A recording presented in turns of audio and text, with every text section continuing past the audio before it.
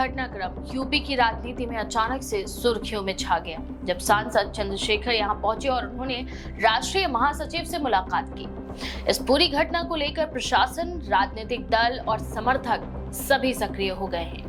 चंद्रशेखर की इस मुलाकात को महज जेल मुलाकात नहीं माना जा रहा है, बल्कि इसे आने वाले दिनों की राजनीतिक दिशा और संभावित टकराव का संकेत भी समझा जा रहा है।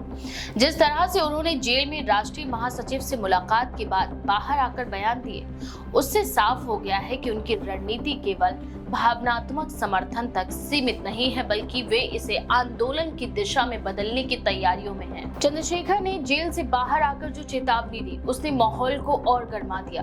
उन्होंने साफ कहा कि अगर जल्द से जल्द कार्यकर्ताओं और नेताओं को रिहा नहीं किया गया, तो वे सड़क पर उतरेंगे और निर्णायक लड़ाई लड़ेंगे। उनके इस बयान को गंभीरता से लिया जा रहा है, क्योंकि वे पहले भी कई आंदोलनों के केंद्र में रह चुके हैं और उनके समर्थकों की बड़ी संख्या सक्रिय हो जाती है।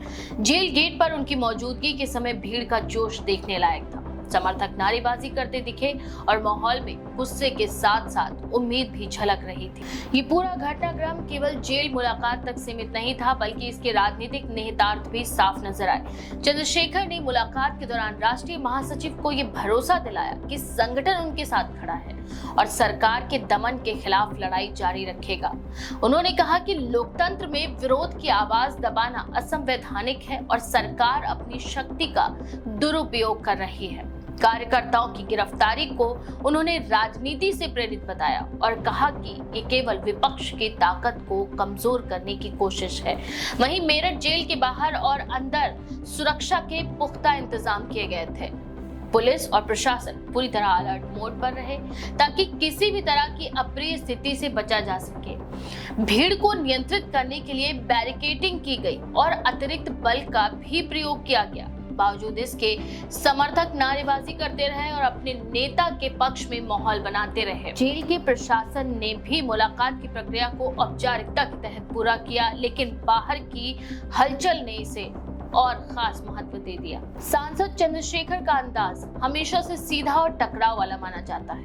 उन्होंने जेल के बाहर जो लहजा अपनाया वह उनके उसी तेवर की झलक थी। उन्होंने कहा कि अगर सरकार ये सोच रही है कि दमन के जरिए आंदोलन को दबा देगी, तो ये उनकी गलतफहमी है।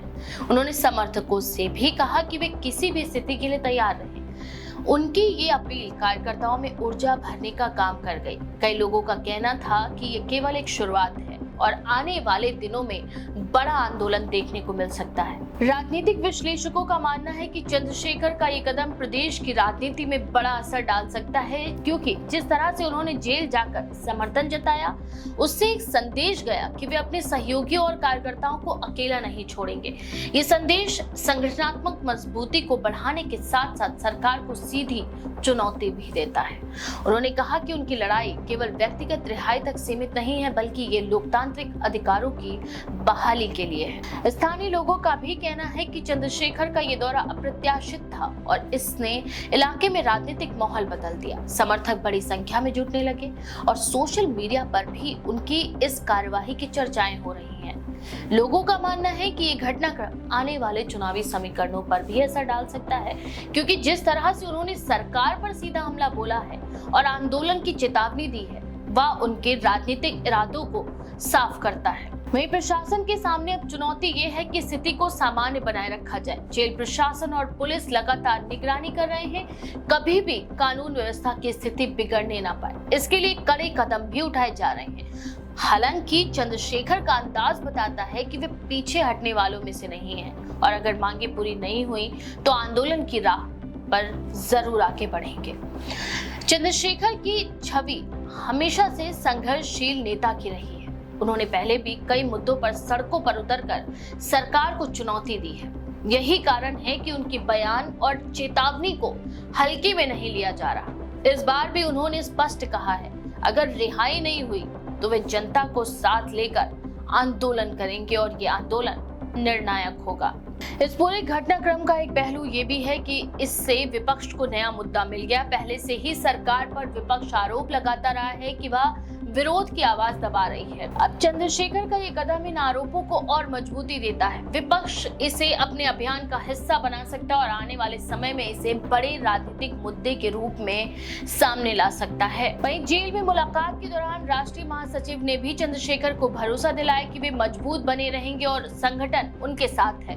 उन्होंने कहा कि जेल की दीवारें और आंदोलन को रोक नहीं सकती और ये लड़ाई लंबी चलेगी। दोनों नेताओं के बीच हुई ये बातचीत बाहर नहीं आई, लेकिन जिन बिंदुओं की जानकारी सामने आई उससे साफ है कि ये मुलाकात केवल औपचारिकता नहीं थी बल्कि रणनीति बनाने का हिस्सा थी। समर्थकों का जोश और चंद्रशेखर के तेवर मिलकर आने वाले समय की तस्वीर बना रहे हैं। अगर रिहाई नहीं हुई तो आंदोलन की संभावना और तेज हो जाएगी। ये भी माना जा रहा है कि ये मामला केवल मेरठ तक सीमित नहीं रहेगा बल्कि पूरे प्रदेश में फैल सकता है। संगठन की पकड़ और कार्यकर्ताओं की संख्या को देखते हुए सरकार को भी इसे गंभीरता से लेना होगा। कुल मिलाकर मेरठ जेल में हुई ये मुलाकात और उसके बाद चंद्रशेखर के तेवर आने वाले दिनों के लिए राजनीति में बड़ा संदेश छोड़ते हैं। ये केवल जेल के गेट पर दिया गया बयान नहीं था बल्कि एक ऐसी रणनीति की झलक थी जो आगे चलकर बड़ा आंदोलन और सरकार के खिलाफ व्यापक विरोध का रूप ले सकती है। सरकार के लिए चुनौती ये है कि वह इसे कैसे संभालती है और विपक्ष के लिए अवसर ये है कि वह इसे कैसे भुनाता है। चंद्रशेखर की भूमिका इस पूरे घटनाक्रम में सबसे अहम है और उसकी अगली चाल पर सबकी निगाहें टिकी हैं। इस बारे में आपका क्या विचार है? अपनी राय कमेंट सेक्शन में जरूर लिखें। ऐसी और भी खबरों के लिए देखते रहें द पेज 19।